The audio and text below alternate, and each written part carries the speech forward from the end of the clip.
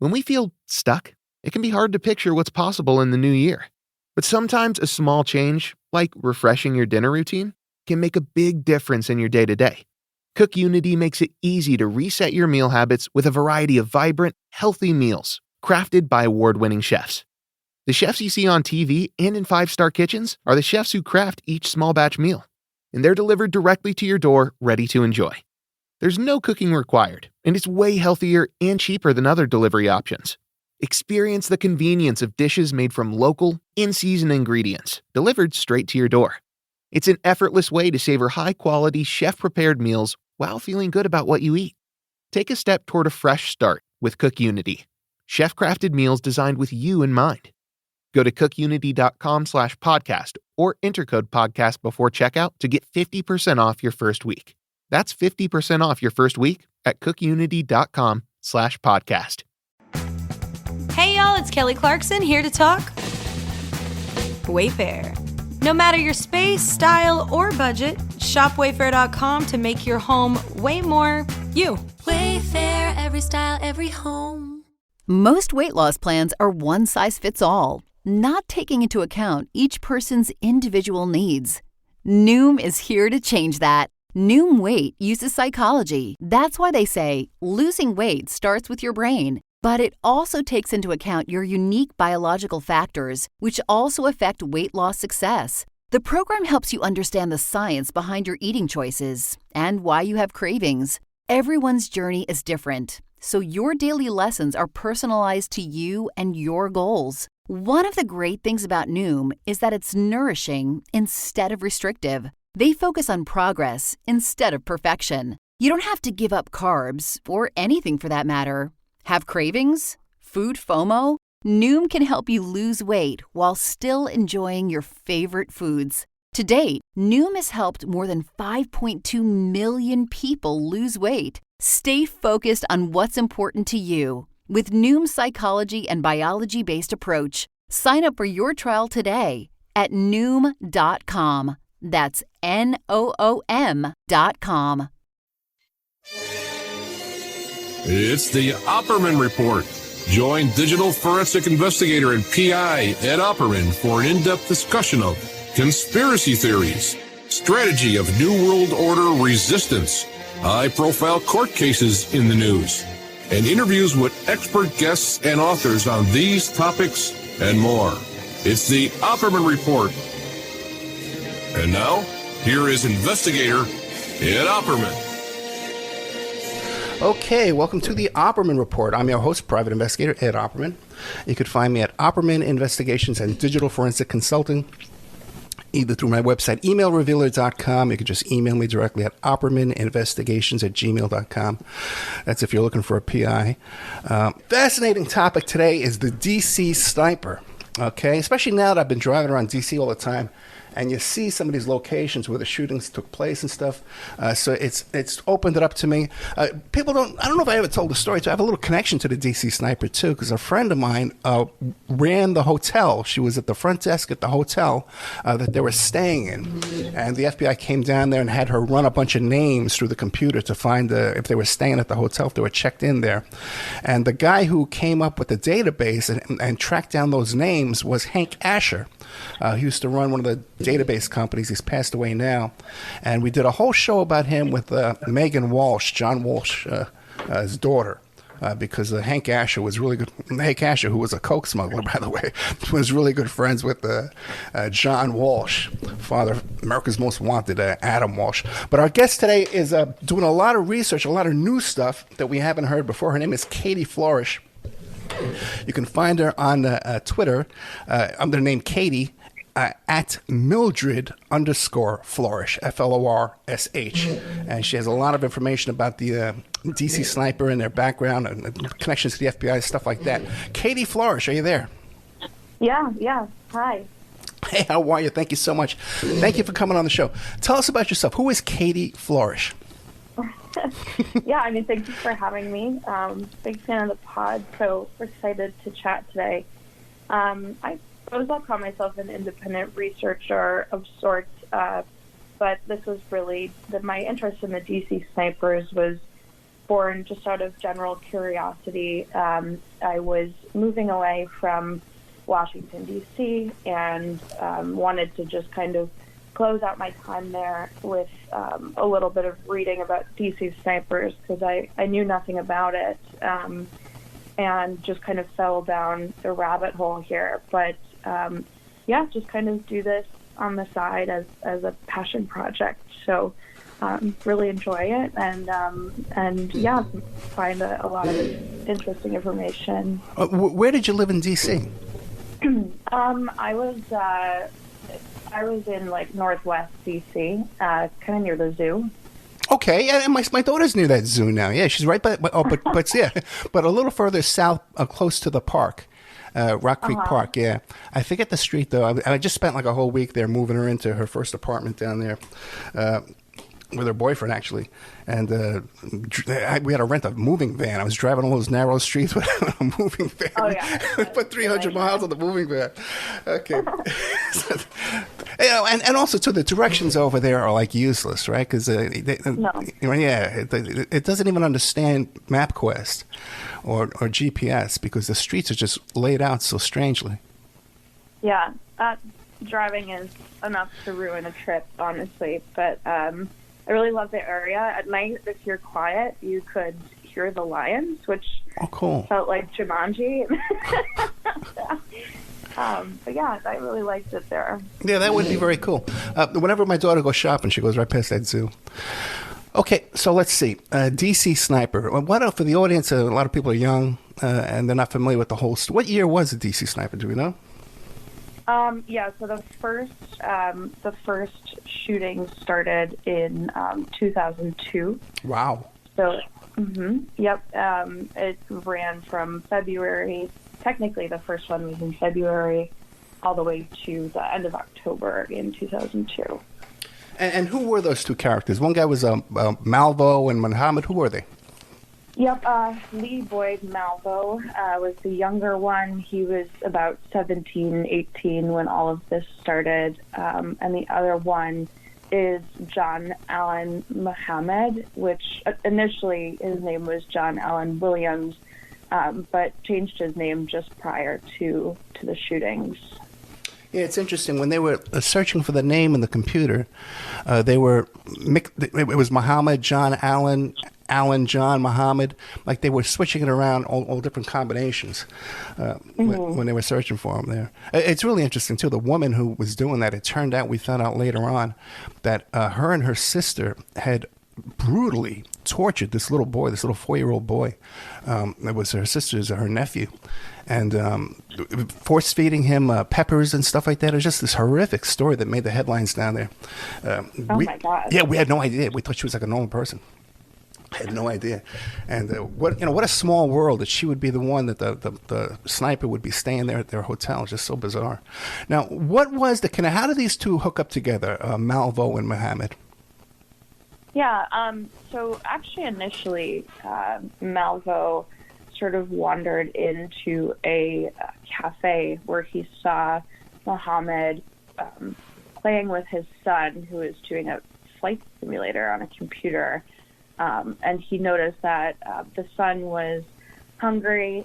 Muhammad ran across the street, I believe, to get a cinnamon roll, brought it back to him, and was just really kind to his son. And at the time, Malvo's dad had kind of ran out on them. He had a horrible, horrible childhood and sort of was missing that fatherhood figure. So that was his initial sighting, but the official meeting was later on.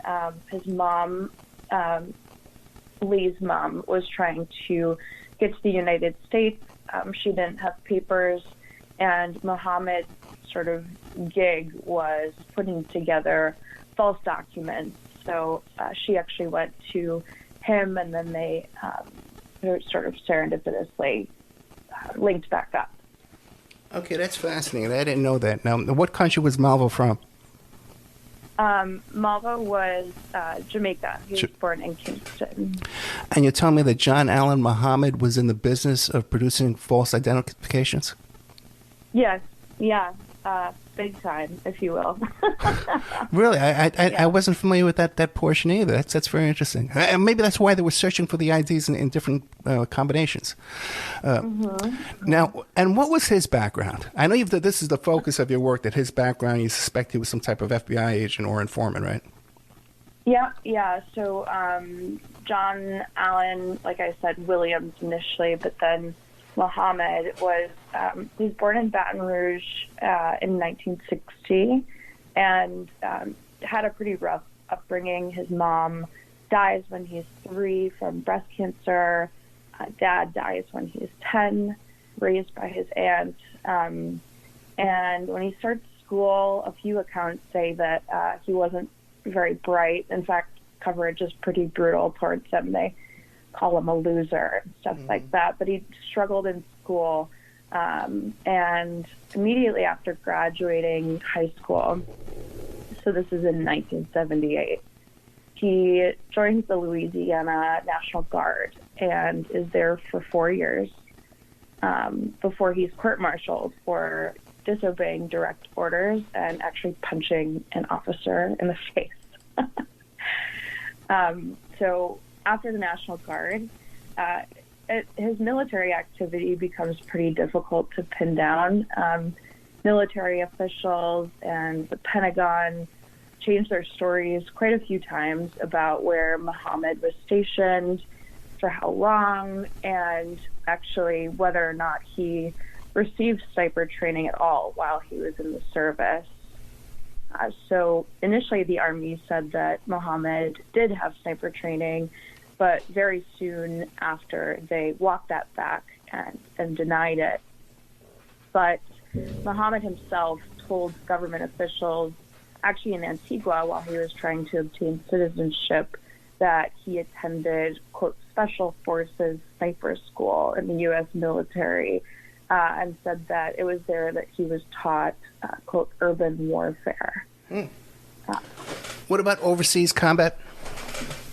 Yep. So basically the general consensus is that he enlisted in the Army in 1985, actually as a mechanic, truck driver, metal worker. And in 91, he goes to Germany just before the Persian Gulf War. And while he was there, his troop was kind of rife with racial tension. He was known to carry around the autobiography of Malcolm X and often spoke to black soldiers about racial inequities, sort of instigated a lot of fights within the troop. But then, and this is I found really fascinating, after his company was deployed to Saudi Arabia, it was 1 week before the sort of on-the-ground onset of the Gulf War, Muhammad threw a thermite grenade into his fellow soldier's tent, which it burns hot, right? It starts a fire and destroys a good amount of their supplies. And basically what happened, after the fire died down, they found the clip from the grenade. And I didn't realize this, but I guess there's identification on the clip kind of linking back to who threw it. Despite that, they claimed that they weren't able to prove that it was Muhammad that threw the grenade, so they took him back to the States in handcuffs, but was never court-martialed for it, and actually doesn't even show up on his service record. Incredible. And this stuff about the Malcolm X and the racial agitation, do you think that was legit, or do you think that was a cover? I think at the time it was legit. I would say, if I had to speculate, it was probably the grenade incident that really put him sort of on the map, so to speak. Gotcha. Okay. So then what happens next after he gets back? Was he still in the military, or they kicked him out? It's unbelievable. The Pentagon later states that he serves for 3 more years after that. He was actually promoted to the rank of sergeant, and then he was honorably discharged. Wow. Yeah. And so one thing that is significant is after he gets back to the States, there is sort of disagreement about where he was. So some people say he was in Fort Worth, some people say he wasn't, but sort of this like locational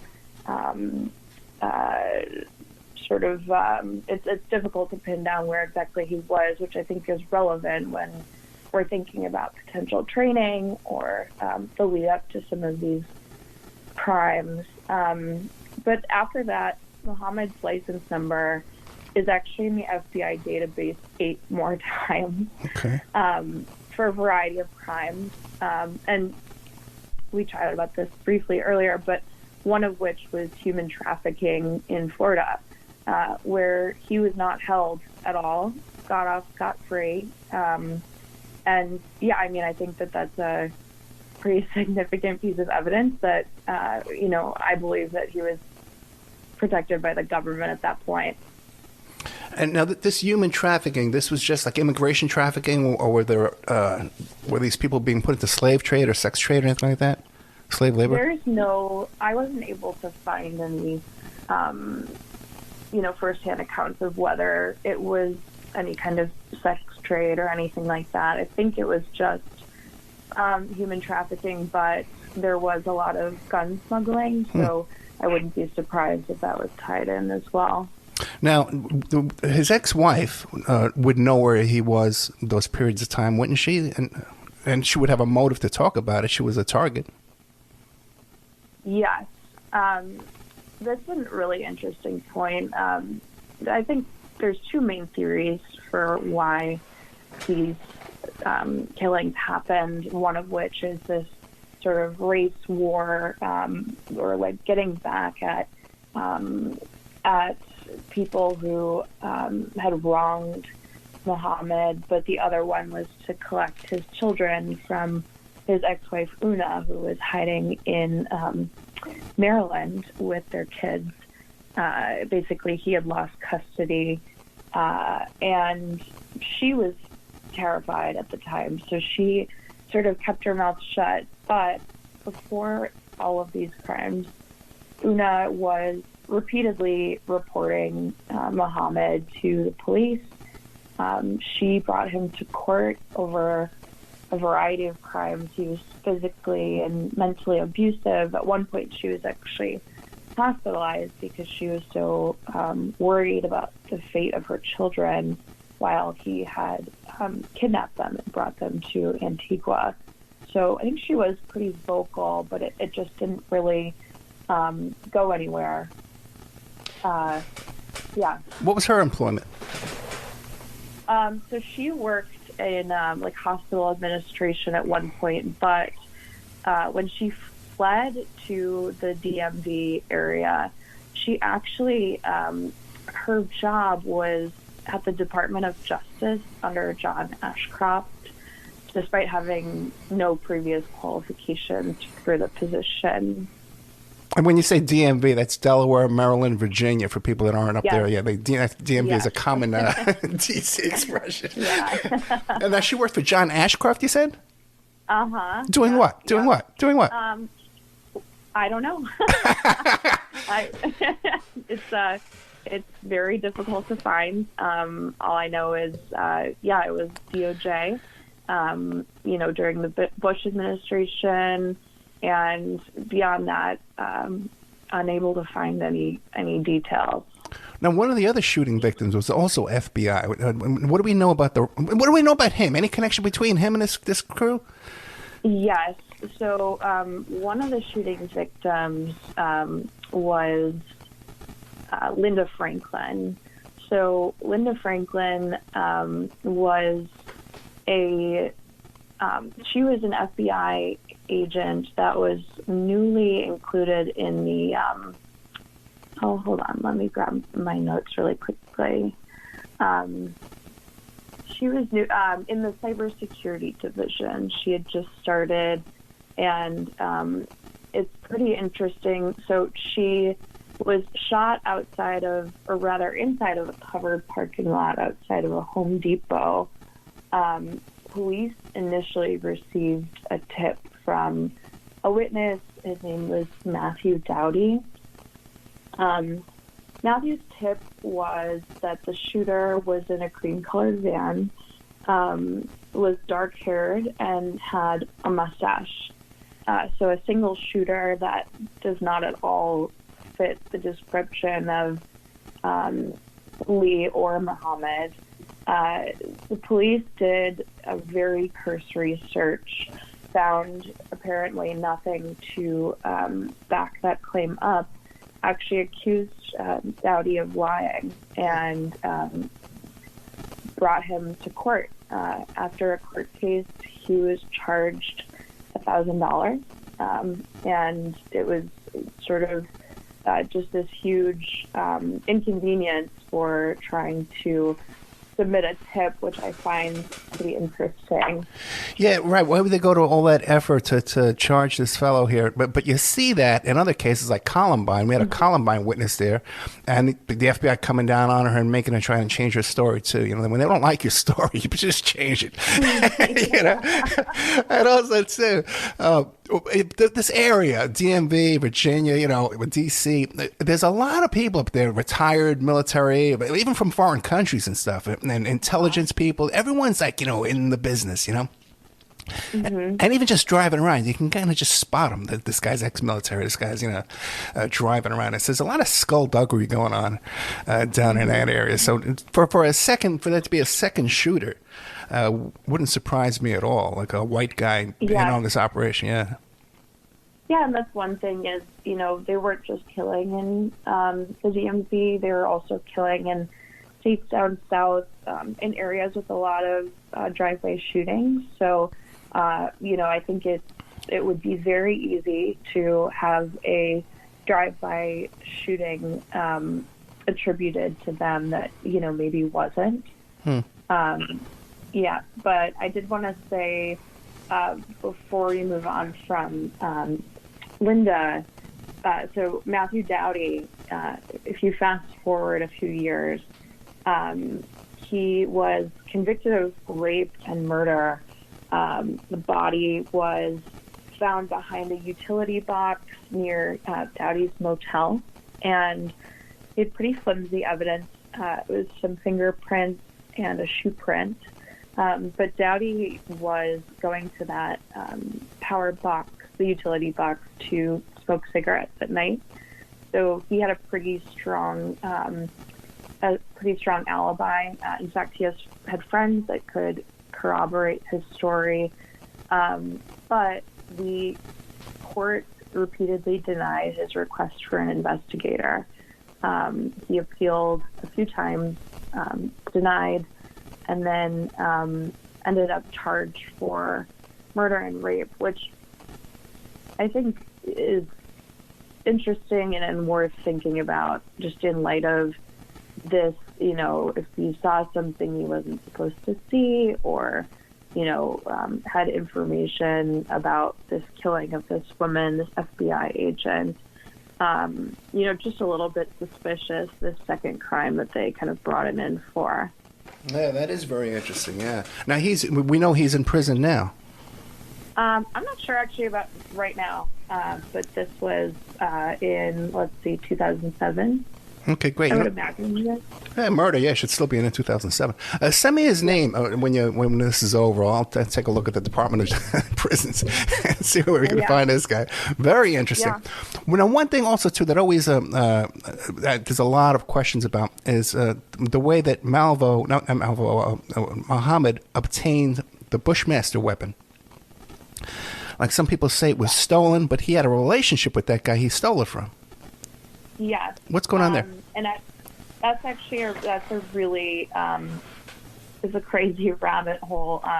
Basically, he alleges that he bought it from a Tacoma, Washington-based dealer, which would check out because he was living there for a while. But the dealer was operating under the name Bullseye Shooter Supply, located very close to the Army's Fort Lewis base, which I found was actually owned by a former U.S. Army sniper instructor.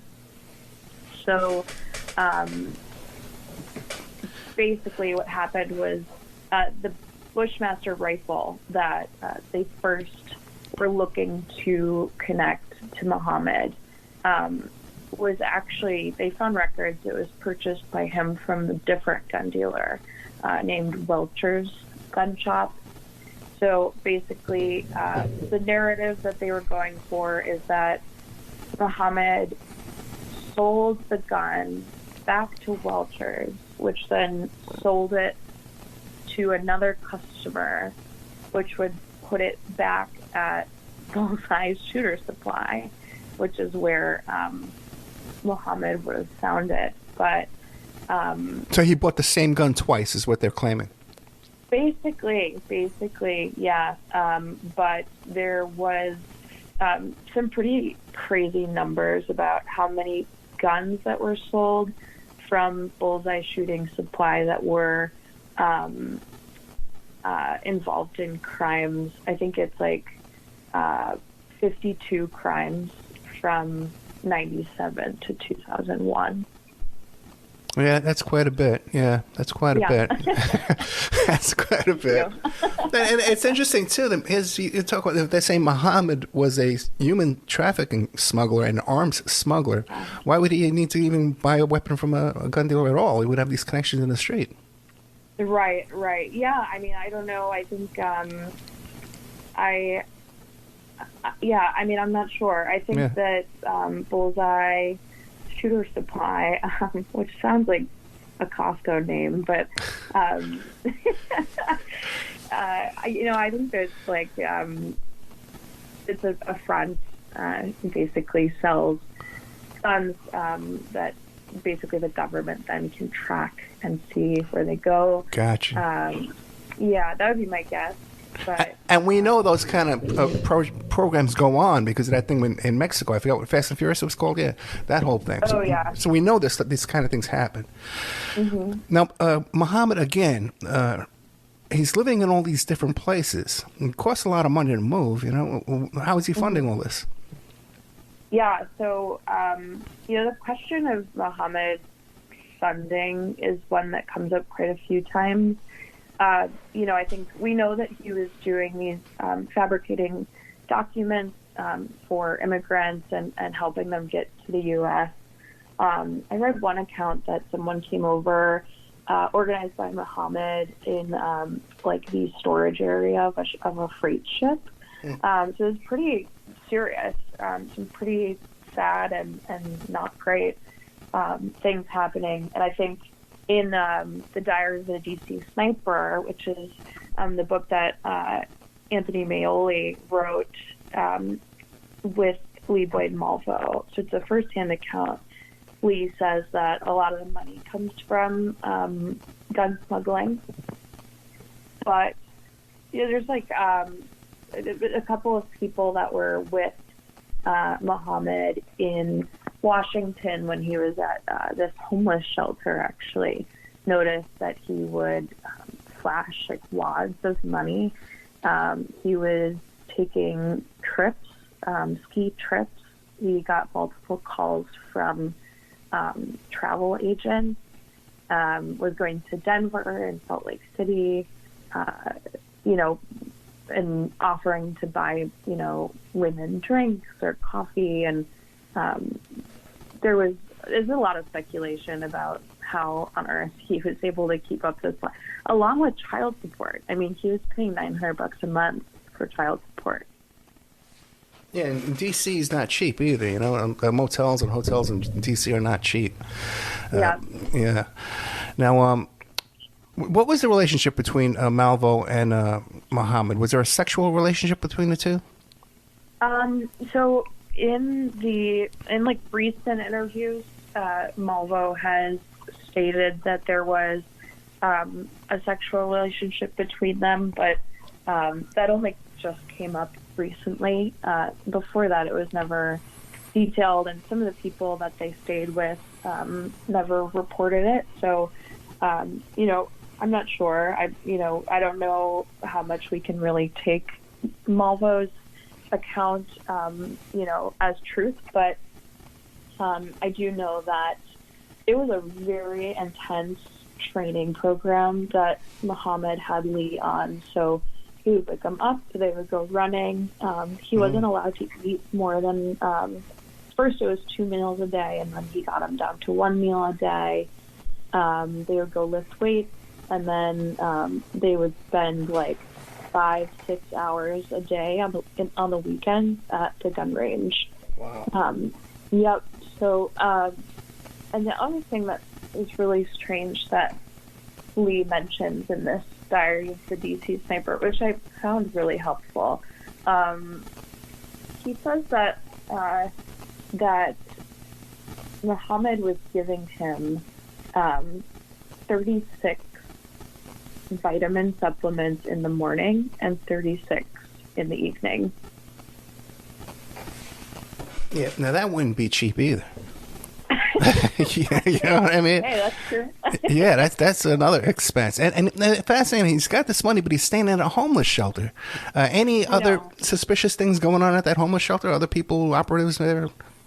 Yep, yeah. A lot of comments about the relationship between Lee and Muhammad, just kind of Lee not speaking, Muhammad kind of doing all of the talking for him. But he was actually, so the owner of the shelter is called Lighthouse Mission. The owner of it, this man, Reverend Archer, actually called the FBI and reported Muhammad for suspected terrorist activity. So this is in 2001.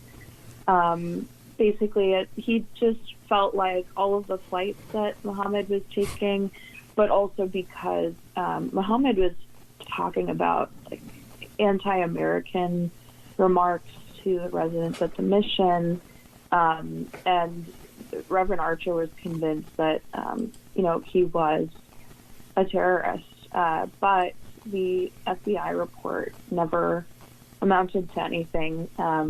It went ignored, and that's a first-hand account from Reverend Archer's quoted in a few local papers confirming that. That's interesting. Now, what about on Wikipedia? It says something about the motive was to extort money from the government and kidnap kids and have a training base. Yeah. What is that? Yeah, so I guess the idea was there's three phases. So phase one was what we saw, which was driving around and sort of getting retribution by killing multiple people a day and sort of inciting terror. Phase two was going to be finding a cop. They were going to kill the cop pretty brutally. And then at the funeral for the cop, they were going to come in with a bomb and bomb the funeral, just as like a next level, showing that they were really serious about what they were doing. And the hope was that they were going to get a lot of money from the government. Muhammad was asking for $10 million. They were going to use that money, go to Canada, and bring a bunch of kids with them and train the kids in the same way that Lee was trained, and then basically start like an army sort of New World Order type situation, where per some of the Nation of Islam teachings, the black race would finally have, according to Muhammad, like the justice that he felt was needed. That was their sort of long-term plan. That's interesting. Now you just refreshed my memory. Wasn't there a larger connection with the Louis Farrakhan Nation of Islam and these two than that has been reported? Yes. Well, I mean, so Muhammad was a very, very devout member of Nation of Islam. He changed his name because of it. He did security for them in '95 at a bunch of events. So that tie between him and Nation of Islam is very tight. When he was with Lee and initially kind of, I don't want to use the term brainwashing him, maybe conditioning him is more appropriate. he would have Lee read certain speeches from Nation of Islam into a tape recorder, and then he would make Lee sit and listen to the recording over and over and over again every single night. That's very interesting because Farrakhan does. He gets into a lot of stuff, man. Like a lot of numerology, a lot of triggering words and hypnotism and stuff like that too. In his speech patterns, this guy definitely knows what he's doing. He trained somewhere. Now, what was I going to say? Right. Now, toward the end, right before they were caught, there was all kind of weird stuff going on where he left a tarot card there at one of the shootings, and he was trying to communicate with the cops behind the scenes, but that somehow got out in the press. What's going on there?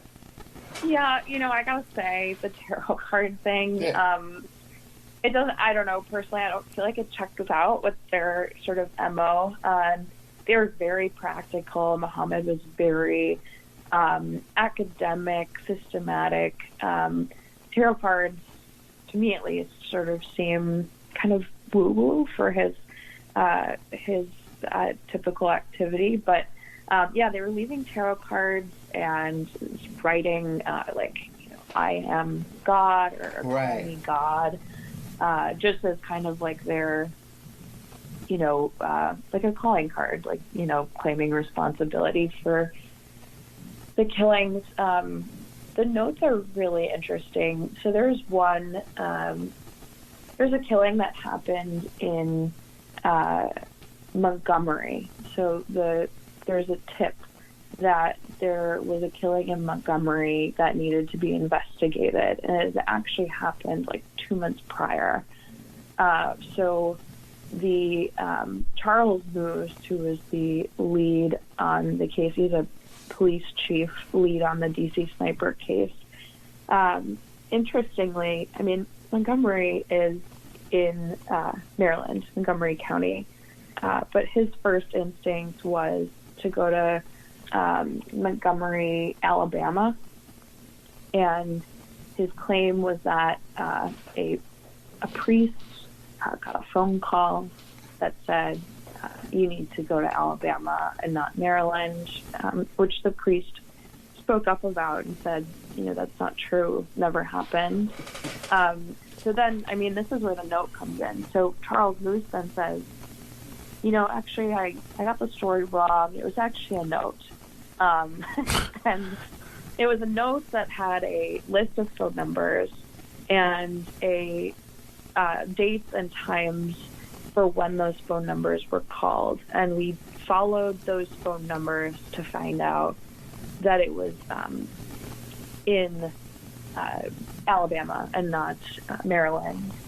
However, when that note was released to the public, all of the dates and all of the times were redacted. But go ahead.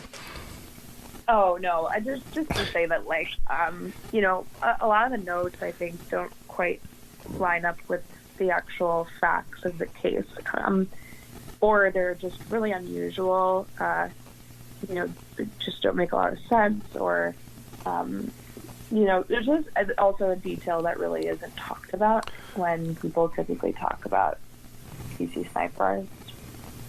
What's that? Oh, the note. Oh, the notes, yeah. Right. Yeah. Now, what about, I want to ask you, don't let me forget, I want to ask you if they had any friends that they socialized with. But before that, I want to, what was this whole story when the police started communicating with them in code? Oh, yeah. So I guess there was a note so Charles Moose, again, says that they got a note that they needed to show. This is the whole narrative that they were pushing, that apparently Muhammad felt like the police weren't taking him seriously. So the note said, I need to know that you're serious about this before I can stop shooting people. And for some reason, the code that they asked him, that was asked to say in the letter was somehow proof that the police were taking it seriously. They were concerned, and they just wanted. I think the idea was that the shooters wanted some notoriety. I think there were some moments in Lee Boyd Malvo's interviews where he says, I kind of thought we were going to be like on the fame level of a Dahmer, that there would be TV shows and there would be books, and to a certain extent, I think that was part of it. But yeah, it's really still not clear what exactly that meant, why they asked him to say it. Some people, you believe some that? people go on a limb and say it's an MK Ultra. Right? Yeah. Well, there's a lot of brainwash. There's all kind of brainwashing, skullduggery. The nation. This is all out there. I wouldn't put it too past some kind of brainwashing or mind control. Facts, maybe I can't quite say it, but if you're asking sort of my more creative brain, I would say definitely. Now, what about Malvo claims? We heard the tape on my show that Malvo claims there were 30 more murders. Do you think he's saying that now just because he wants to be known as Jeffrey Dahmer and more publicity, more fans? Yeah, it might be. It might be. I also think it kind of harkens back to what we were talking about previously with the drive-by shootings and how easy it would be to claim them. Yeah. Who knows? Maybe some of those shootings were done by government officials, or they were strategic shootings, and they just need to offload them on somebody, maybe. Or it could be that he genuinely did shoot more people, and maybe these victims were kind of cherry-picked to form a narrative that works. I wouldn't doubt. I mean, Muhammad wanted to kill, 6 people per day was his goal. It was prolific, I guess, for lack of a better word. But, I guess I wouldn't be surprised. I think there are a lot of shootings that were not addressed, maybe, that could be attributed. Yeah, we did a show about the murder of Mary Pinchot Meyer, who was JFK's mistress in D.C., in one of the D.C. parks. And they pinned that murder on some guy who just got out of jail for a drunk tank. And she had a diary and stuff like that, and Cord Meyer was involved, and all kind of, this was, yeah. They're like the worst hangover ever. Yeah, but there was they were up to their neck in spooks in this whole situation here, and they pin it on some drunk that just gets out of the drunk tank. Yeah. Now, what about did they have friends that they socialized with? Any kind of normal behavior? Not really. They stayed with a buddy of an old military buddy of Muhammad. His name is Robert Holmes. And Holmes is featured in, there's a Vice documentary, Eye Sniper, which I think leaves a lot out, but it still is helpful to watch. But Holmes is interviewed, and he says that he just kind of let Muhammad and Malvo in to give them a place to stay, but also, they're friends, and he enjoyed their company. But that's pretty much all I could find in terms of friends. I know that when Muhammad kind of showed up in Baton Rouge to stay with some cousins, they were all kind of thinking, why are you here? I don't think he was really on good terms with anyone, but it's interesting. His ex-Army buddy, this Robert Holmes, it was only after that FBI employee, Linda Franklin, was killed, where Robert Holmes thought, okay, I know for sure that this is Muhammad that's doing this. And that's when as soon as Linda Franklin was killed, that's when he called in the tip to the FBI. And then why did he say that? It's not, there's no elaboration on his part. But just suddenly, because it's an FBI agent, then it has to be Mohammed? Yeah. I mean, that's how I see it. That's the only discerning factor between her and any of the other victims. And it's not like it was any kind of special shooting. It was the same thing. Right. They just allegedly drove right by, Yeah, I remember at the time they didn't make a big deal that these people were working for the FBI. It was at the time of the shootings. It wasn't until months later. Now, there's actually there's another guy who owned Peter LaRufa, who owned a Italian restaurant, which on the surface seems like a totally normal guy, but you take a look at his LinkedIn and he's a ex-Pentagon contractor. He was supplying meatball subs to the military. Yeah. Hey, little Parmesan. Okay, Luis. That's awesome. I know.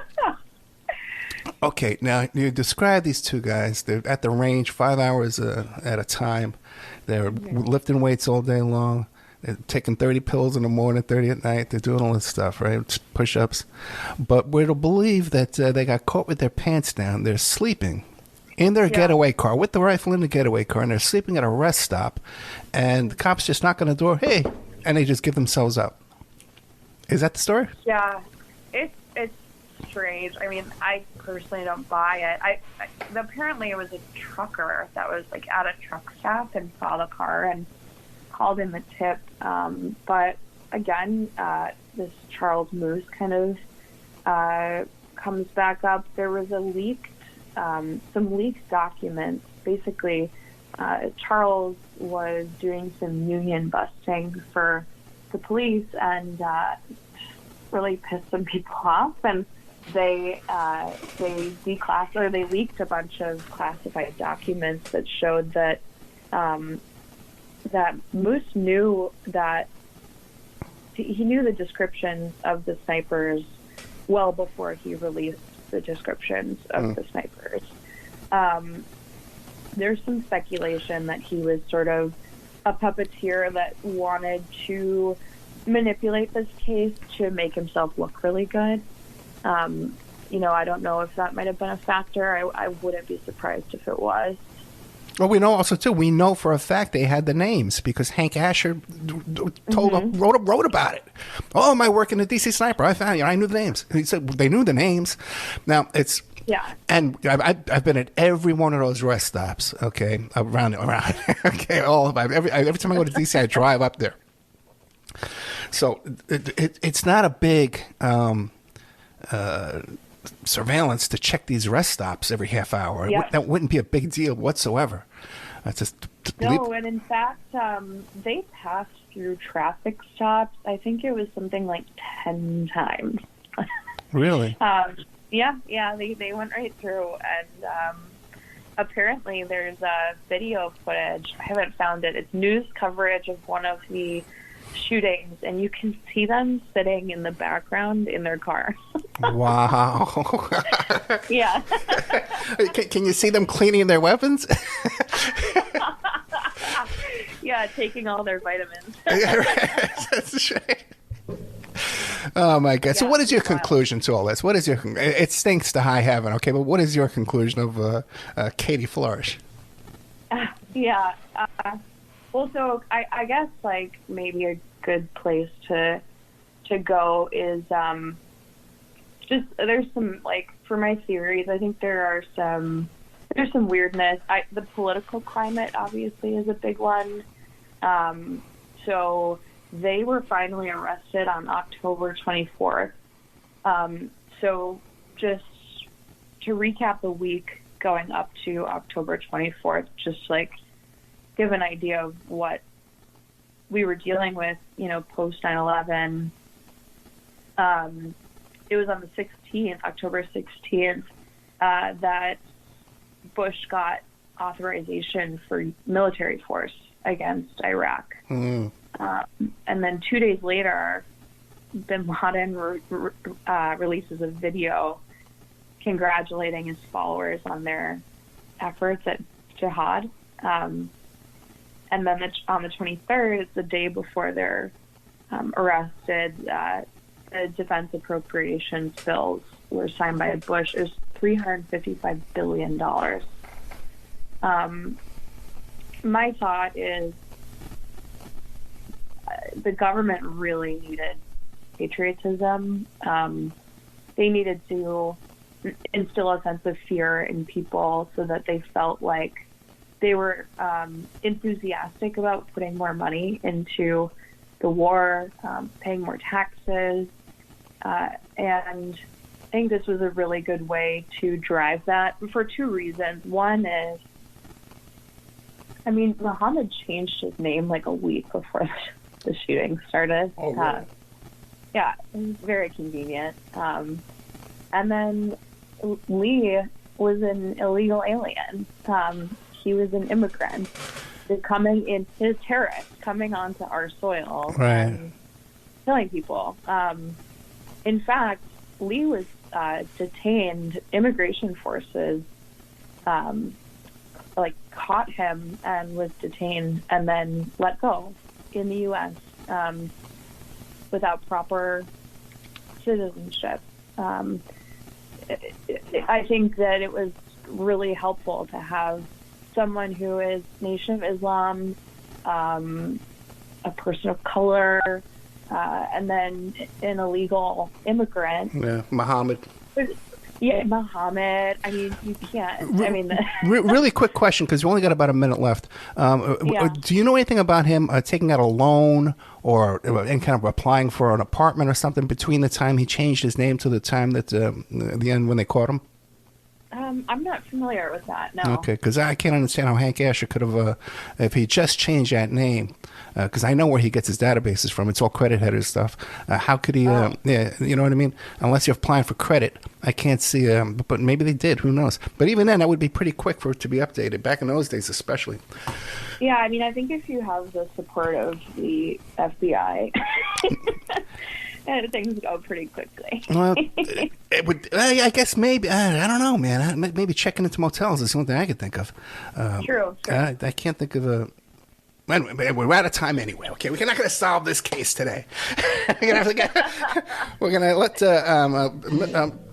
Katie Florsh back on the case here, and she's going to get back to us as soon as this is solved. Okay, you can find her, Katie at Mildred_Florsh on Twitter and follow her work. Now, Katie, when does your podcast start? Next week? I do not have one, but I'm going to continue posting stuff for now on Twitter, so you can find my stuff there for now. Okay, great. Because usually, I have a guest on the next week. They start a podcast, but okay, we'll keep an eye out for your podcast. Katie, thank you so much. Okay, it was a lot of fun. Thanks so much. No, this was great. Thank you. Good night.